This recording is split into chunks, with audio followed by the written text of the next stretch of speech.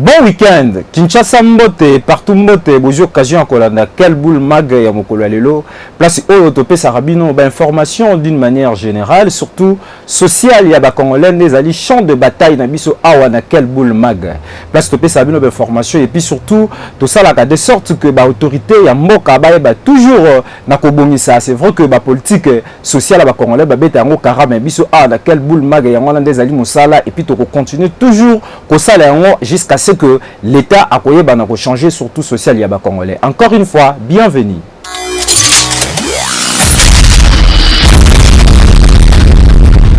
Assemblée nationale, vous avez vu que l'Ikamwetali élection à la République démocratique du Congo, surtout dans le président de parti politique, Babimakate, vous avez vu souka na mbutu plénière ezalaki lelo pona koluka ko solo la Makamwetali évolution ya Seni, place où le professeur Mbata abimaki pe na souka pona ko pesa ba réaction na ye concernant ba élection ezali koya. Reportage signé JJ Mbuyamba.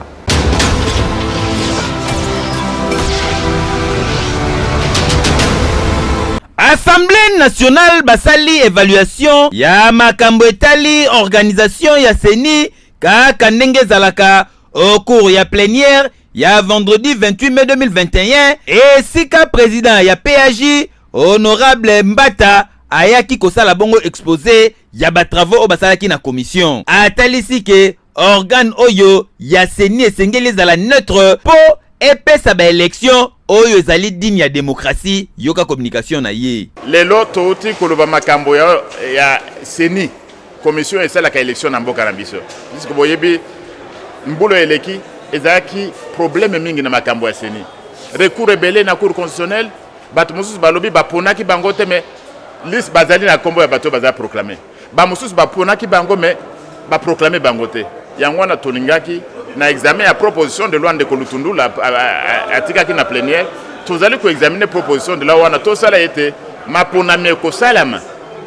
conformément à la constitution cette fois-ci est à la paisible makambo ya tricherie ya irrégularité est à la lisusuté makambo ke bato ya Seni songolo bazali baja à parti politique pakala bazoka instruction na chef na bango wana esi la poète élection ezala vraiment au babenge na français transparente. En tout cas, animateur ya Seni ezali koya esengeli bazala batu oyo bakopesa na République démocratique du Congo ba élection oyo ekozala vraiment na vrai sens ya démocratie. Donc, ba élection libre, démocratique et transparente. Okay. 5e conseil de ministres Wapepai Félix Antoine Tshisekedi ninga bakina ba mesana benga Fatou Béton a solola ki pe a sengi ba membre de ce gouvernement ba saisir parlement pour na koyeba ko solliciter bongo prolongation ya état de siège. Reportage.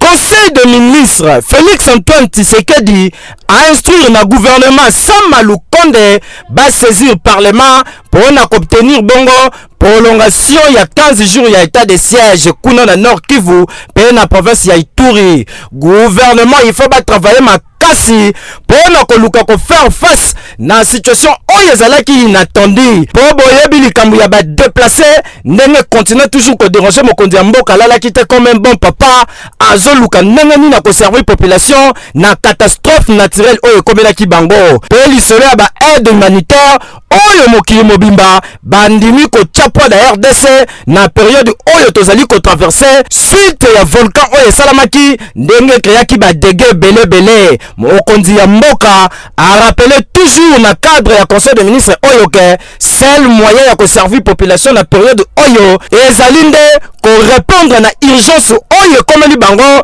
ya likambo ya volcan nde ko sala ke ba se sauver pe pouvoir na bango ezala bongo protéger kolela ba congolais nyonso etikale pa président de la république na gouvernement oyo ne bazali kotalela pona koyeba kolukela bango solution yo. État de siège, oui. Et FARDC ont continué toujours à travailler, mais il n'y a pas ces alliés que na Beni, bah massacre, ils ont continué toujours au Salama. Bah FDLR, bah continue qui toujours pour frapper plus de 20 personnes, bah Koufi, et ça lui passe peu ma population, ils ont continué toujours au sein de la FARDC, bah sa stratégie pour permettre na Bango, bah à la sécuriser.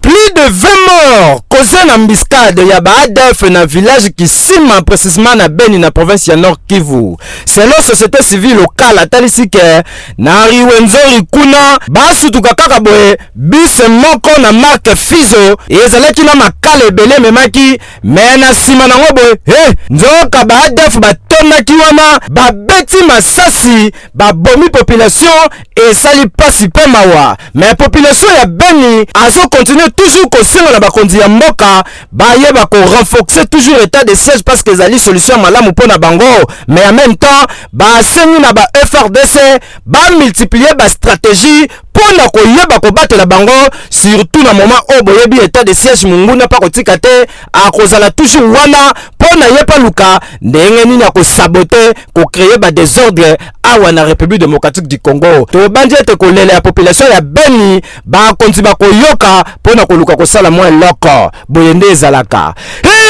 keyo na parc ya Virunga population zalaki na inquiétude makasi alerte salami volcan sous seligné sala makuna na parc ya Virunga ba autorité ya mboka bazali déjà na alerte puis bazali ko senga toujours na ba technicien ba sala de sorte pona koyeba ko battre la population surtout na ba période oyo.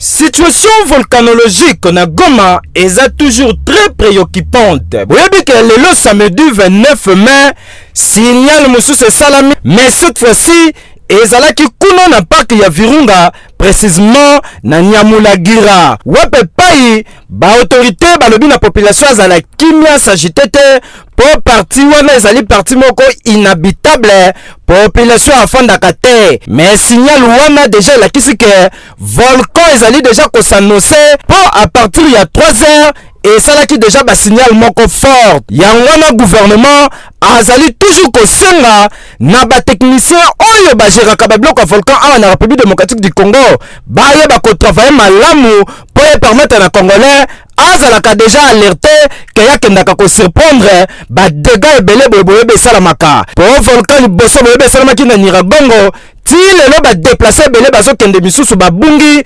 solution malamu kuta ezali nanu te e bongo oyo mususu ya pardon to ko senga na bakonzi ba travailler malamu nzamba continue toujours combattre la République démocratique du Congo na bakaya boye pona ko yeba ko sauver population malgré volcan ezali toujours ko continuer ko annoncer mais gouvernement peut faire travailler malembe pour est ya République démocratique du Congo yangwana nde kaka espoir ba congolais nzambe batela est batela République démocratique du Congo quel boulyango et lobby keyo délégation ya SNEL bakitaki na Mwanda pona koyeba évolution ndenge nini ezali koleka concernant makambo etali courant na parti wana.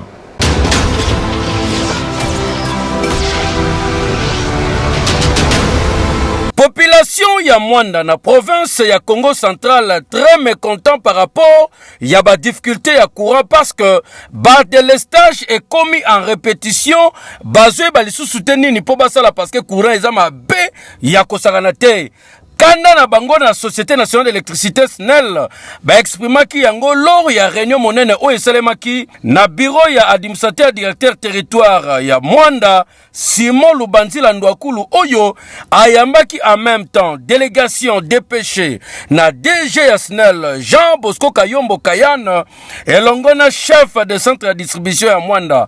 Luc Israël Lelo na Muyesu oyo bafandaki bango nyonso sika moko pona kosolola ko situer sika problème ezali pour que ba trouver solution pona ko permettre population ya Mwanda bazwa courant kitoko. Bob Mbombolona chef ya communication ya SNEL Désiré Baleka bango nyonso bayaki ko expliquer na bandeko ya Mwanda que souci numéro 1 ya DG SNEL ezali ko réaliser vision mokonza mboka oyo alingi ko pesa électricité na population nyonso ya Congo. Yango il faut bayeba ke courant bazwaka na Mwanda à travers ba groupe misatu oyo bozali komona awa ezali situation moko palliative parce que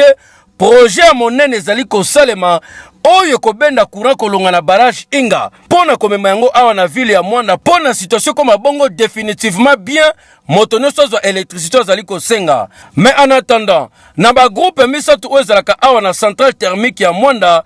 moko ezali ko travailler mosusu ezali na réhabilitation pe ya suka bozali komona awa ya sika ezali kozelaka quelques pièces pour que ba mettre yango en service ezali na puissance ya 1,2 megawatt et ko permettre situation et comme un peu stabiliser na masolo na ba explication ne se pesa maki na kati boyoka awa Monsieur Lubanzila Ndwakulu Simon Oyo azali ate ya mwanda a communiquer na Lingala. Rosinga na bakonzi ba appuyer biso pour que tozwa eloko wana parce que lelo population ezolingi esala ba marche ebele mpona courant. Problème ya courant ya mwanda eyebani na niveau nyonso. Kuya ya délégation ya SNEL awa et pour rassurer biso que changement positif ils ont voulu avoir makambo etali courant. Chef de centre de distribution ya Mwanda, Lik Israël Lelo Namuyesu yepe abakisi. Biso na bana Mwanda toza ba bénéficiaire ya projet wa. Ce qui projet na eye biso tokozala au fait biso nyos tokokabola esengo wana. Ezali biloko oyo ezali na cadre national. Ezaba biloko oyo basi ba mikano oyo basi bazwaki na mbula matali etikali kaka biso toyeba na komettre yango à l'œuvre. So mbula matali c'est à restriction. Tala, il faut koyeba que mokonzi ya SNEL Jean Bosco Kayombo Kayan na comité de gestion na mobima bazali ko travailler na projet monene oyo na kolongola courant na Inga déjà ndenge tozali koloba boye poste ya monene euti kosale mabongo na Tchela esika pe kozala lokola pont de Inga Tchela po kota ti Mwanda et permettre courant koma na mikolo ezali koya na mboka Mwanda eza ya kosamba te réalité eza ke misala ezali kosalema tika to sabino ke awa na centrale thermique ya Mwanda ba groupe oyo esalaka bongo na gaz méthane yango ne permetaka population koto bazwa lotiliki mais projet monene ezali solution ya suka oyo kofandisa population nyonso kima ezali oyo ya kure kouta bongo Inga po ekoma ti awa na Mwanda eza normal heke yo oui. Fondation Congo Ekobonga basalaki bongo marche pona kolakisa soutien total au bazali na yango pona FRDC basalaki marche na bango wape pai tomonaki ba reporter ya quel boule mag j'en suis moi kakitaki pona ko accompagner bango.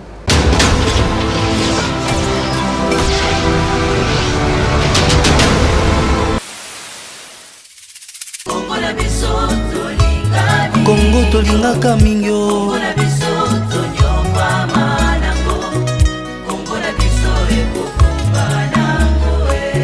bango ba répondre na appel ya chef de l'État son excellence Félix Antoine Tshisekedi Tshilombo oyo asengaki na ba congolais nyonso bazala na soutien na ba FRDC na domaine nyonso okoki kozala yango Fondation Congo Ekobonga oyo ekumbamaka epai ya ye moko frère Prince Chimanga a organisé marche de soutien samedi 29 mai oyo pona kolakisa ke bazali de Caire na ba FRDC mapinga ekolo oyo déjà bazali kopile ba rebelle na est ya République démocratique du Congo. Point de départ ebandaki bongo na rond-point Willery botala bino moko mobilisation ya makasi ba bandi komata Willery bazwi nyangwe ba koti X24 novembre point de chute ezalaki bongo palais de la nation et sika président fondateur ya Congo Ekobonga frère Prince Chimanga oyo ayaki kozwa maloba pona kotalisa na batu nyonso ba marchaki yoka communication. Oso tozali ba patriote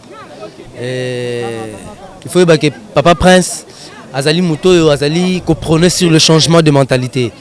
Donc voilà vraiment des piliers ya structure na biso Congo Ekobonga. Donc to salango na nuté poto to luka mosolo mais to salango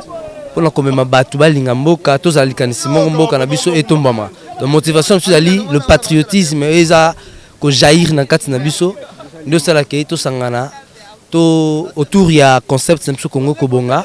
poto to booster mboka kende liboso. Ah frère Prince Chimanga boyende ezalaka po olakisi sens ya patriotisme surtout na ko soutenir ba mapinga ya ekolo ndenge bazobunda kuna o soutenir bango na marche de soutien pe na losambo boyende ezalaka nzamba monyo frère Prince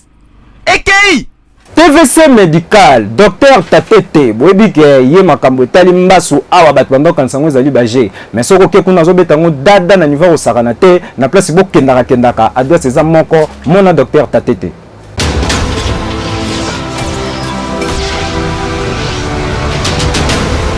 Kinshasa tunanga nini? Nzambe ya makambo tali bapota mbasu na République démocratique du Congo esi ayebana esi akenda sango ezali bongo Dr Benjamin Tatete oyo abetaka mbasu dada na 15 minutes apamba opération esili mutu akiti likolo na se atamboli. Awa na Kinshasa TVC médical, le seul, l'unique centre de santé oyo ba maîtriser ba pota ezala pota ya ba diabétique ezala pota songolo pakala awa soki basimbi yango mbala moko ozongi mobimbo yo wapi bokanisi esili ten na TVC médical bokokuta ba service nyoso bazali na gynécologie bazali na chirurgie et bongo côté ba matériel kuna kututika na yo ba pareil o mundela sali kaka lelo na TVC médical okozala nango na TVC médical propriété awa soki okoti okokanisa koza na mikili ya poto rien à envier na ba obakina kozwa soin libanda ya mboka TVC médical osilisi kisakata kiduka na kisema ya okende kozwa soin na libanda ya Congo. TVC médical mosika te na avenue Kenge numéro 77 commune ya Ngiringiri oza mobimba okoti ozwi ba soins de santé na yo ekeyo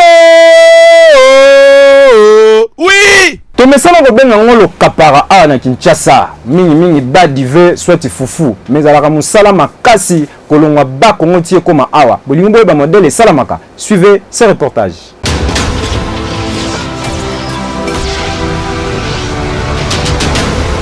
Village Kitumba ezali na Congo Central pembeni na mboka ngebe bato bakole na Congo Central bayebi yango awa equipe ya quel boule mag kitaki na village oyo pona koluka koyeba eloko bakino balinga kolia lokapara bino moko boyebi badive ndenge ezalaka na feeling na niveau kosakana te awa na Kinshasa c'est-à-dire fufu kaka ndenge bozali komona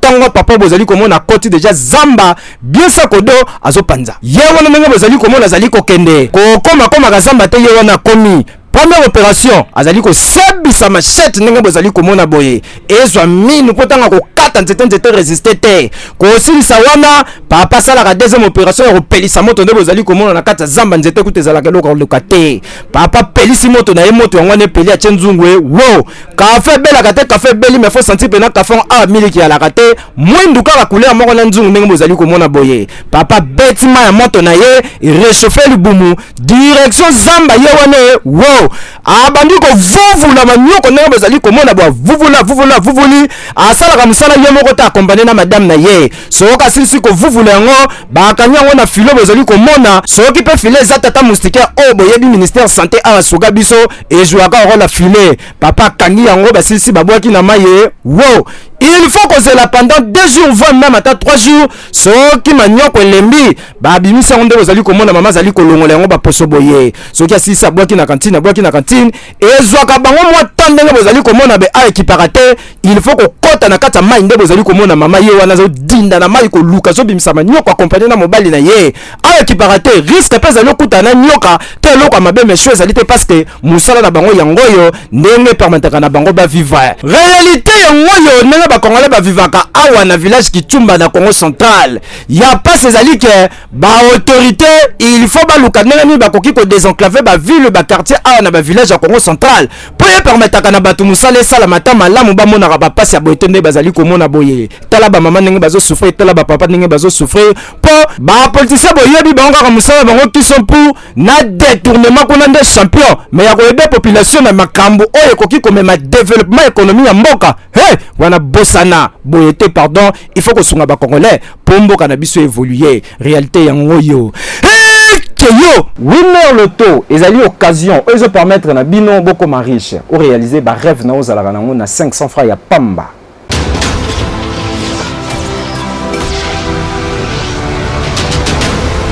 Winner.bet présente Winner Loto. Nini wana bozobeta.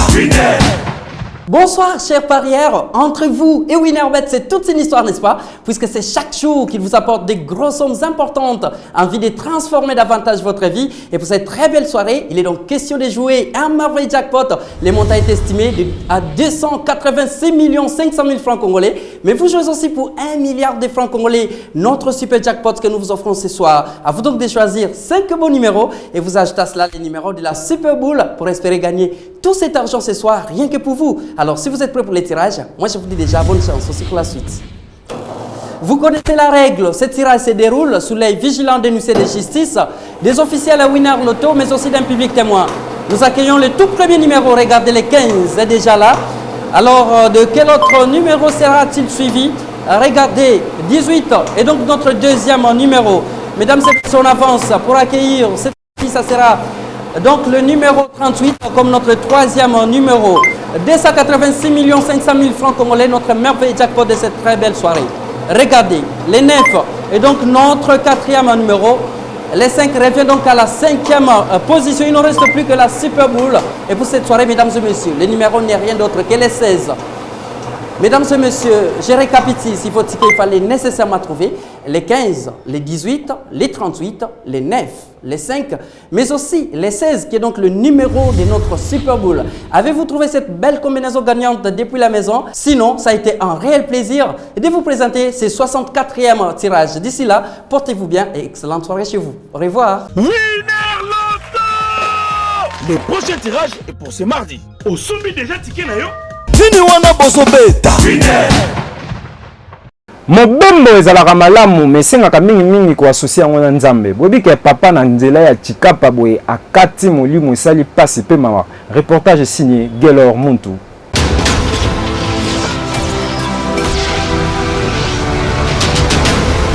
Epesi pasi pe mawa tozali bongo na district ya Kwilu na frontière entre Chikapa na Kikwiti. Awa boye malamu population soki baye bakati pont Lwange bakoma mbala moko awa na poste ya la police. Biso bozali komona yutaki Chikapa pona kokende bongo na Kinshasa. Tango baleki pont Lwange bapusani muke baleki poste ya la police bakoma kaka be chauffeur afreni bapassager batuni nini chauffeur azoloba te abaloli bis abandi kozonga neti azonga na ngambo ya Chikapa. Chauffeur apusi bis akomi mbala moko na poste oyo atelemi population batuni nini batala boye passager moko akufi na kati ya bis kokamwa. Tala ndenge population bakomi ko vide bis babandi ko kita ba service ya ndenge na ndenge boye balamu na ba poste o ba service ya rebelle deuxième la police aner nyonso baye batala boye papa alali kaka boye ici déjà akendaki kasi azali kosala voyage elongo na mwana na ya mobali mwana méconnaissable souci alini déjà banda kolela babandi ko maîtriser ye document esalemi wana babandi kosala mama constat baluka ndenge nini bakosala kasi problème se poser na nini papa azalaki na bis mwa santé zaki mwa malamu ko Kinshasa kasi bayebi te mbala moko akati motema baluki ndenge nini akosala pona ko ravitailler simba bende bandi mwa discussion kaka ndenge zalaka compromis ezwami bazwi moto batelemisi wana moto efo ke nekitika papa ko zone sa na Chikapa epai libota na ezali bakitisi corps tala ndenge bazobundana bamemi corps balingi yango na dra bamati kola moto population pe na mawana bakotize mwa ndamu surtout parce bazali na bis esali mwa monta basimbisi mwa na maboko balobi oyo biso to sungeli yo nango yango yo agence pe ezu transport ya moto epesi bamatisi papa lokola ebembe balingi na chauffeur ya moto na nzoto mwana na sima babagage na sima bapesi nzela papa akei ebembe ezongi na Chikapa epesaki pasi makasi na population bazalaki wana surtout ke mutu azosala voyage ya mulai oyo ezake aye kokufa na nzela soki ezalaki mpona makadam te to mpe bata moto te mais papa oyo alingaki ariske akundama lokola indigent babwaka ye kaka na zamba sekre ya liwa nzambe kaka mutu ayebi frère Patrice akozala na raison ekeyo kolongwa Kinshasa ti okoma mbandaka ezali trajet ya mulai mais na kati wana ebale babwato babato ambiance elekaka wana et puis ba réalité ezalaka na ndenge suivez ce reportage.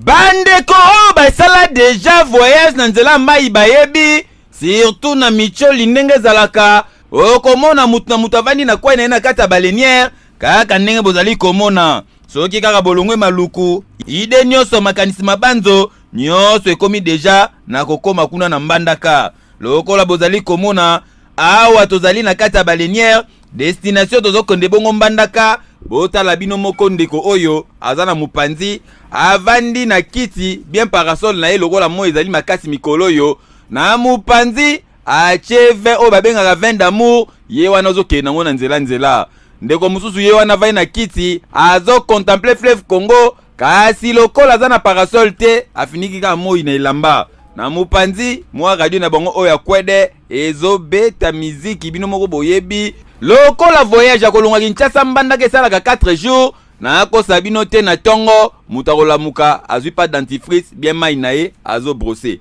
kasi mai ya kobrose wana nyonso babwaka wana fleuve Congo kote bapeshe ezali kosalima kaka mai wana yango nde bayaka kotoka mpona kosokola mpe kosalela misala ya ndenge na ndenge awa concentration de concentration banani babeti mai te ti kokoma na bango na mbandaka wo ndeti awa bakomi bino moko bozali komona bato ezali koakoste awa ezali bongo nganda ya lipwa kote batu nyonso bakutanaka lokola centre commercial bakommerçant bayaka bateki ya bango biloko batu misusu pe bayaka bongo kosala troc oyo akoya alobi mbisi na ye afuti pourcentage akei yoka communication awa eza libongo bavoyageur neti lelo bolendi dimanche tokendaka na zando moko awa ngombe awa totikaka nga na kopera chaer tokenda koteka na ngombe mpona eza place oyo toplace agence oyo bamusambisi ebele soki kisasa eza kolia banini tusa eliaka na bastratégie kinshasa bato bamipenaka bazokenda korekolte bambisi mosika pa biso yango toza na partenariat toye tosali nino tusa bamarché na biso bango bapesi biso mbisi biso bapesi bango pourcentage na bango nde boye kinshasa ezwaka biloko ya kolia. En tout cas nakosa bino te na kati ya masuwa to pe na kati ya baleniere ambiance ezalaka kuna mupaya ezalaka te bozali na bondeko bolingo pe koyokana na ndenge defwa te kasi ndenge ezali wana babolingo misusu pe esalemaka kaka na nzela mai oyo po eza na seben moko na ndenge asakana te ekei na cadre ya article 15 tokendaki kosurprendre mama na biso ndenge nini asalaka bikedi okala tobanda benga chachacha c'est-à-dire bikedi bakalimi batie mwa sucre yalaka suka na feeling na niveau osakana te gelor muntu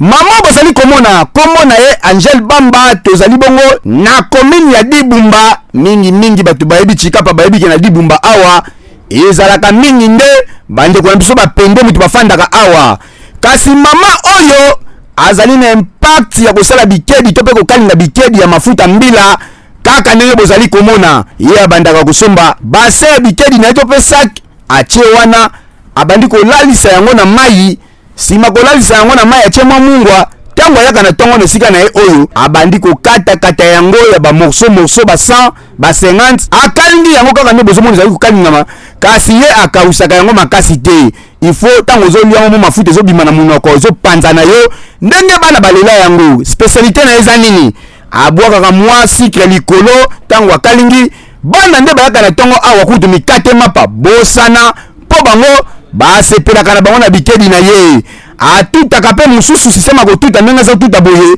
etutami komi plat sima atie yango wana nde esalaka ya suka lokola maki yoka communication naendo somba songa mibimba naye nango natie na mai ekomi pete na tuti nde ekomaka boye nakalingi tenga mpe nakalingaka mosusu etikaka na tuti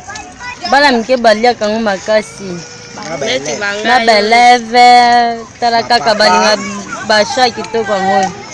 nazalaka awa oyo nde pena mere ya simba quartier ya simba aveni ezala beleve ezala bapapa bakotaka awa omoni ke kwe na kwe ezalaka na realite na yango neti awa na Dibumba mingi kote ya plage kotoyo bayebi mama Angel Bamba na bikedi na ye po yango nde elamisaka bana pe yango bamelaka ti chaque tongo bato bayebi plage bayebi carrière na Dibumba na chikapa mama oyo bazangi koyeba ye te tala ndenge alukaka mbongo na ye tala ndenge alesaka bana bikedi oliango ti eya normal ekeyo Voilà, to comme na suka ya quel boule mag ya mokolo lelo. Plaisir na nga ya koyeba ezali que bo prenant rendez-vous ya ba kinoa quel boule mag place bozwaka ba réalité ndenge ezali koleka. Tika to profiter na occasion oyo poto pesa mbote na mère Toulia depuis Genève, ya pona na quel boule mag et puis na maître Lola de Bruxelles depuis Belgique ya pona quel boule parce que awande azwaka ba information ya solo. Et puis ngala bino, tout le monde la semaine prochaine. Bye bye.